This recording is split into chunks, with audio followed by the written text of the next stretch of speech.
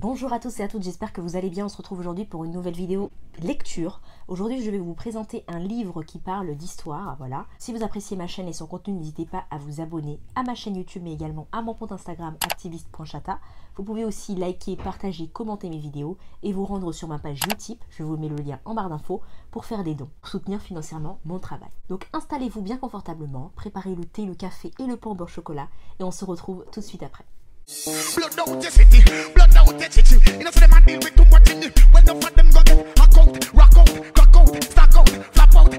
Alors, aujourd'hui, je vais vous parler de cet ouvrage, donc Histoire de la Martinique, de Armand Nicolas. Donc c'est un ouvrage qui est en plusieurs tomes, donc là c'est le tome 1, mais bon, ce que je vais dire vaut aussi pour les autres tomes.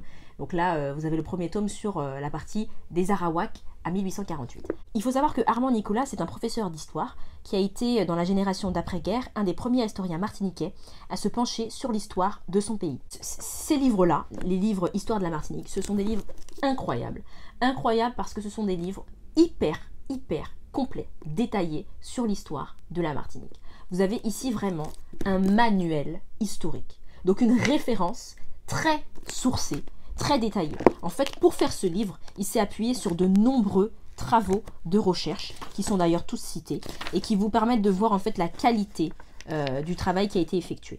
Donc c'est quelque chose qui a certainement demandé énormément de travail, et donc qui je pense mérite qu'on y prête attention. Tout est bien organisé par thème. Déjà vous avez toute une partie sur ce qui se passe avant l'arrivée des colons. Parce que souvent on a tendance, nous en tant qu'antillais, à penser notre histoire comme l'esclavage, voilà, l'esclavage, puis l'intégration dans la France, la départementalisation, et voilà. On oublie qu'avant l'esclavage, il y avait une histoire, il y avait des gens qui étaient là. Et c'est pourquoi j'ai d'ailleurs fait des vidéos sur ces questions. Je vous ai fait une vidéo sur les Arawaks, je vous ai fait une vidéo sur les Caraïbes, les Kalinagos, pour vous montrer le passif qu'il y avait sur ces îles-là, qui avant d'être les nôtres, étaient celles des Arawaks, des Kalinagos. Donc vous avez là toute une partie d'abord sur les Amérindiens des Antilles, donc on vous parle des Arawaks, des Caraïbes, comment ils vivaient, quels étaient leurs rites, quelle était vraiment leur façon de vivre, leur rapport à la guerre, à l'animisme, quelle était leur langue, etc. Ensuite, vous avez toute la partie sur les grandes découvertes, les grands bouleversements du monde, donc comment les Occidentaux, que ce soit les Français, mais aussi tous les Européens de façon générale, les Anglais, les Espagnols, les Portugais, etc., ont commencé à coloniser le monde. Quelles ont été leurs motivations, quelles ont été leur organisation, comment ça s'est opéré et comment ça s'est passé tout ça. Ensuite, vous avez toute une partie sur les débuts de la colonisation. Donc, on va vous parler d'abord des premières arrivées européennes dans la Caraïbe, avec cette époque des défricheurs, donc les premiers, tout ce qui va être des Nambucs, tout ça, comment est-ce que ça va se passer, comment est-ce qu'ils vont s'acclimater à ces territoires, comment est-ce qu'ils vont envisager ces territoires, voilà. Ensuite, vous avez une partie sur la Martinique sous le règne des seigneurs propriétaires, vous avez ensuite une partie sur de la Compagnie des Indes occidentales à l'administration directe royale. On va vous parler ensuite de tout ce qui va concerner l'esclavage en lui-même, avec le business du sucre finalement, la société esclavagiste, comment ça s'est organisé, comment la traite a été organisée, comment la hiérarchie sociale était constituée, quel était le quotidien des personnes réduites en esclavage. Et on va vous parler aussi de tout ce qui se passe après avec la Révolution française, comment ça s'est passé, Bonaparte, l'abolition, le rétablissement de l'esclavage, les combats qu'il y a eu, etc. Mais en fait, à chaque fois, c'est très détaillé. Donc ça, sachez que si vous êtes étudiant et que vous avez des mémoires à faire ou des thèses à faire, c'est une source bien détaillée, assez sourcée, qui vous permettra de pouvoir étayer vos travaux de recherche. Donc ça, pour un public universitaire, c'est très bien. Et effectivement, pour un public qui n'a pas l'habitude de lire, je ne vous cache pas que ce n'est pas hyper accessible. Pourquoi? Parce que bien que le langage soit pas particulièrement difficile, il n'est pas particulièrement simple. Vous voyez, je vous ai présenté d'autres livres où on pouvait voir que c'était beaucoup plus accessible à des personnes qui n'ont pas forcément l'habitude d'être dans un milieu universitaire ou qui n'ont pas forcément l'habitude de lire, mais qui étaient curieuses. Et ben, avec ces livres-là, elles pouvaient s'intéresser à l'histoire. Ici, on est sur quand même quelque chose de technique, de très descriptif, d'assez lourd. Il n'y a pas du tout d'images.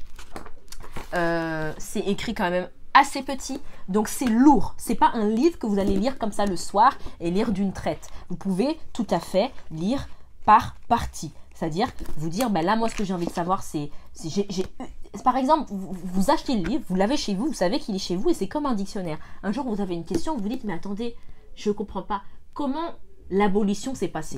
Ben, vous allez au niveau du sommaire, vous cherchez la partie abolition et vous lisez juste cette partie, par exemple. Vous pouvez tout à fait le lire comme ça. Et je trouve que ce sera peut-être beaucoup plus digeste que d'essayer de le lire d'une traite dans l'ordre défini. Ça peut être plus compliqué. Voilà, ne vous mettez pas de pression en tout cas par rapport à ce livre. Pour moi, c'est un livre qu'on a chez soi, qu'on lit quand on a envie. Il ne faut pas se dire je le lis d'une traite et voilà, parce que c'est compliqué, c'est quand même assez lourd. Et puis ça peut aussi peut-être vous procurer des émotions, hein, parce que si c'est votre histoire, ça peut vous toucher aussi. Pour vous lire la 4e de couverture, voici pour la première fois une vision globale de l'histoire de la Martinique, des Arawaks à la Deuxième Guerre mondiale.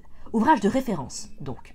Dans la mesure aussi où il représente une somme de connaissances essentielles accumulées à ce jour par les études historiques. Dans la mesure enfin où il porte un regard nouveau, un éclairage nouveau sur bien des aspects du passé martiniquais. Sans compromission, sans escamotage, sans trucage. Dans le monde nouveau issu des grandes découvertes de la fin du XVe siècle, dans cette région américaine des Antilles, que se sont d'abord partagés difficilement Arawak et Caraïbes, puis où ne tarderont pas à s'affronter les grandes puissances européennes, voici les premières conquêtes françaises. La Martinique, mine d'or pour sa métropole, mais aussi terre tragique où durant 2 siècles se heurtent dans une cohabitation violente de civilisations qui peu à peu se métissent et fortement marquées par la domination sociale et raciale des colonisateurs. Mais le monde change. Les idées nouvelles du siècle des Lumières, la tourmente révolutionnaire de 1789 qui secoue aussi les îles, l'action des abolitionnistes s'associe aux luttes acharnées des esclaves et des hommes de couleur libre pour ébranler le système esclavagiste et déboucher sur la liberté de 1848 conquise par l'insurrection des Noirs. C'est dans ce cadre que se forge la mentalité des couches sociales, les bases culturelles du peuple martiniquais. La grande espérance de 1848, vite déçue, achève le 1er tome. Donc voilà, et après vous avez le 2e tome, etc. Donc en fait, c'est quelque chose de très très bien. Et même vous, en tant que professeur d'histoire, si vous avez l'occasion de pouvoir partager cette histoire à vos étudiants, à vos élèves martiniquais, je ne sais pas comment on fait, est-ce que vous avez une possibilité d'adapter le programme ou est-ce que vous êtes vraiment obligé de suivre le programme national, je ne sais pas comment ça se passe, mais ça c'est très très bien quoi. C'est vraiment génial, donc c'est une très très bonne référence pour tout martiniquais. Je ne sais pas s'il existe la même chose pour la Guadeloupe. J'avais cherché un petit peu, mais je peinais à trouver quelque chose d'aussi complet. Vous avez des livres très intéressants écrits par des historiens guadeloupéens, je pense à Frédéric Régent, mais ça va être plus sur des points précis de l'histoire guadeloupéenne, par exemple l'esclavage ou la question de la famille durant l'esclavage, voilà. Mais on n'a pas, je ne crois pas qu'il y ait un livre vraiment qui retrace toute l'histoire de la Guadeloupe de la préhistoire à maintenant quoi. Et là c'est le cas de cet ouvrage d'Armand Nicolas, donc vraiment merci Armand Nicolas qui n'est plus de ce monde mais qui a fait un travail monumental et ça pour moi c'est très précieux, c'est très très précieux, donc voilà je vous conseille ce livre. Il n'y a pas de pincette à prendre pour ce livre, il est vraiment bien fait, bien sourcé, complet, tout ce que vous voulez. Et au niveau du tarif, vous pouvez le trouver par exemple sur Amazon, je vois qu'on peut le trouver sur Amazon à 35 €. Bon, franchement, ça vaut quand même le coup. C'est cher, 35 €, c'est vrai. C'est un budget, mais je trouve que ça vaut le coup. Et après, vous pouvez peut-être le trouver à la Fnac. À la Fnac, oui, pareil, 35 €. Donc voilà, et peut-être d'autres endroits.